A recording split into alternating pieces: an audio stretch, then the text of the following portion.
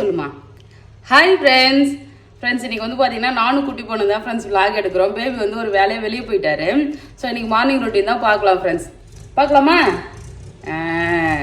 Friends? இன்னைக்கு special ஐட்டம்லாம் எதுவுமே வந்து பண்ணலை. நார்மலாக எல்லா ரொட்டியும் பண்ணுற மாதிரி இன்னைக்கு சிம்பிள் இட்லி தான் ஃப்ரெண்ட்ஸ். இட்லியும் அப்புறம் வந்து எங்கள் அம்மா செய்கிற ஸ்பெஷல் ஒரு சட்னி தான் ஃப்ரெண்ட்ஸ் பண்ண போகிறேன். இட்லி வந்து ஊற்றி வச்சிடலாம். இட்லி பாத்திரத்தில் தண்ணி வச்சு ரொம்ப நேரம் ஆகுது, உலம் நிறைய காயுது.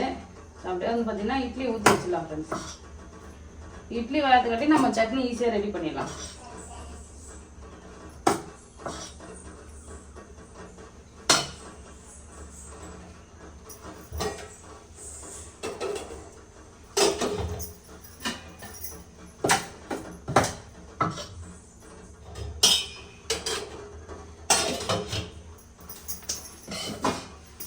அவ்வளோதான், இட்லி ஊற்றியாச்சு ஃப்ரெண்ட்ஸ். இது வந்து பார்த்தீங்கன்னா வெந்துகிட்டே இருக்கும். இப்போ சட்னி அரைச்சிக்கலாம்.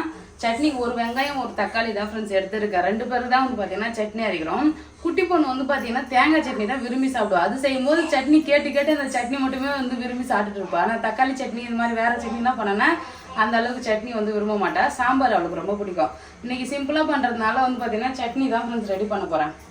ஒரு வெங்காயம் ஒரு தக்காளி, அதில் வந்து பார்த்தீங்கன்னா கொஞ்சமாக இஞ்சி பூண்டு புதினா இலை போட்டோம்னா சட்னி ரொம்ப சூப்பராக இருக்கும். புதினா இலை இப்போ வெங்காயம் தக்காளிலாம் வதக்கி பொட்டுக்கடலை சேர்த்து தான் ஃப்ரெண்ட்ஸ் அரைக்க போகிறேன். இது ரொம்பவே நல்லாயிருக்கும். ஸோ அதை எப்படி பண்ணுறேன்னு பார்க்கலாம். சட்னி ரெடி பண்ணுறதுக்கு வந்து பார்த்தீங்கன்னா வெங்காயம் தக்காளி இஞ்சி பூண்டு காஞ்ச மிளகாய் சொல்லிட்டு எல்லாமே மொத்தமாக போட்டுட்டேன் ஃப்ரெண்ட்ஸ்.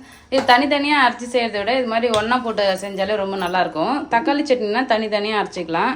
அப்படியே இதில் ஆயிலும் கொஞ்சம் ஊற்றிக்கலாம் ஃப்ரெண்ட்ஸ். அப்புறம் கல் உப்பு வந்து தேவையான அளவுக்கு சேர்த்துக்கலாம். இப்போ இதை நல்லா வதக்கிடலாம் ஃப்ரெண்ட்ஸ். இது வந்து பார்த்தீங்கன்னா ரொம்ப சிம்பிள் சட்னி தான், நல்லாயிருக்கும் சாப்பிட்றதுக்கு. வந்து பார்த்தீங்கன்னா வெங்காயம் தக்காளியெலாம் நல்லா வதங்கிடுச்சு. இப்போ இதை நல்லா ஆற வச்சு அரைச்சிக்கலாம் ஃப்ரெண்ட்ஸ். வெங்காயம் தக்காளியெலாம் வந்து பார்த்தீங்கன்னா வதக்கி ஆற வச்சு மிக்ஸி ஜாரில் போட்டிருக்கேன். இப்போ இது கூட வந்து பார்த்தீங்கன்னா பொட்டுக்கடலை வந்து சேர்த்துக்கலாம். உப்பு வந்து நான் வதக்கும் போதே போட்டேன் ஃப்ரெண்ட்ஸ், அதனால் உப்பு வந்து தேவைப்படாது. இப்போ இதை மூடி வச்சு அழகாக அரைச்சி அவ்வளோதான் ஃப்ரெண்ட்ஸ். சூப்பராக வந்து பார்த்தீங்கன்னா சிம்பிளான சட்னி ரெடி ஆகிடுச்சு. யாரெல்லாம் இது மாதிரி ட்ரை பண்ணியிருக்கீங்கன்னு சொல்லுங்கள் ஃப்ரெண்ட்ஸ். சூப்பராக இருக்கும் இந்த சட்னி.